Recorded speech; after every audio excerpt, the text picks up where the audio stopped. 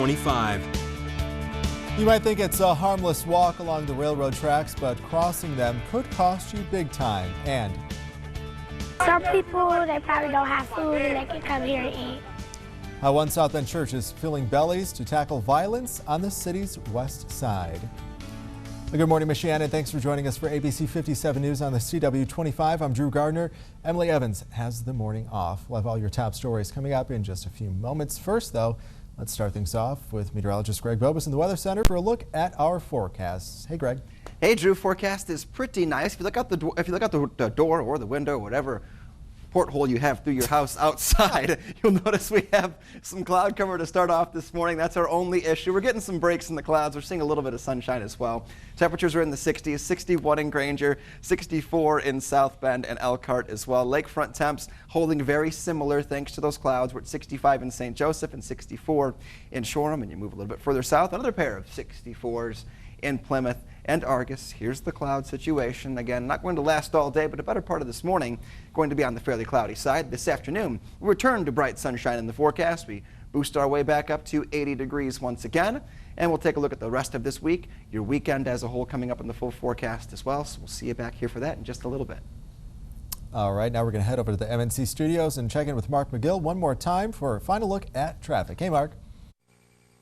Thanks, Drew. I want to remind you again that it's back to school today for kids in Elkhart and Goshen schools. Be aware of that. A lot of kids heading to school for the first day today. A lot of kids heading to the bus stop and a lot of buses on the roads. If you see the buses extend arm out, that means you must stop, and that includes both directions. If you're on a 2 or 4 lane road and you see a bus with the lights on and the arm out, you must stop. Couple of troubled spots this morning in South Bend. Wayne Street closed from Chapin to Scott. Also watch for restrictions on Chapin in that area. And it should be the last day for this, but South Bend Ironwood is restricted from Corby to McKinley. They're repaving there. We're crash-free at this hour. Both the bypass and toll road looking just fine. Have a great day and a really good drive in this morning. From the MNC Traffic Center, I'm Mark McGill, ABC 57 News.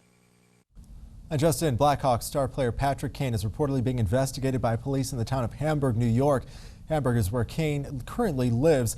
Officers say they're investigating an incident involving the hockey star, but they won't say what exactly that incident is. So far, no charges have been filed and no additional information has been released yet to the public. Well, we're getting an up-close look at what the Norfolk Southern Railroad Police actually do. After a string of train-related deaths in our community, officers are beefing up patrols along the tracks.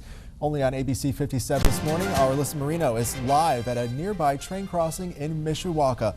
Alyssa, good morning.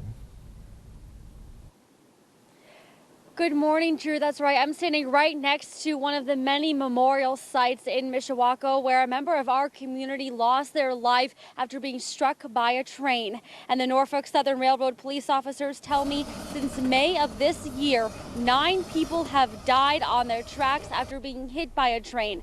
They say that's just 9 people too many. These officers put in 10 to 12 hours a day canvassing their railroads to make sure no one is walking along them.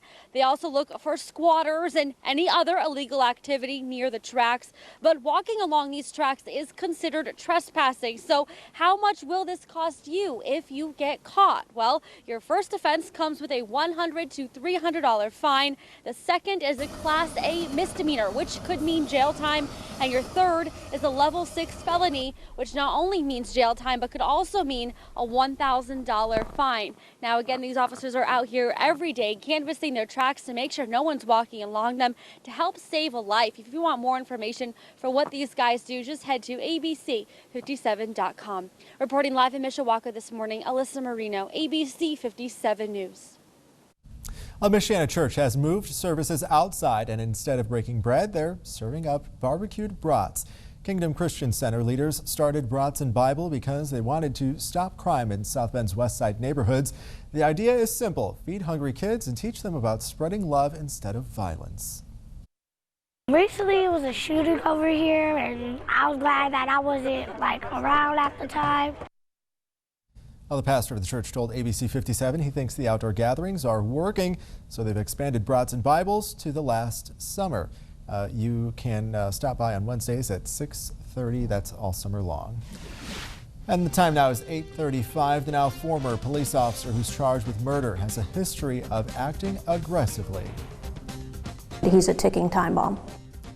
The warning signs an attorney picked up on 5 years before he ever became a cop. And a small business owner opens some mail and finds a jaw-dropping phone bill. Now he's got a warning so the same thing doesn't happen to you.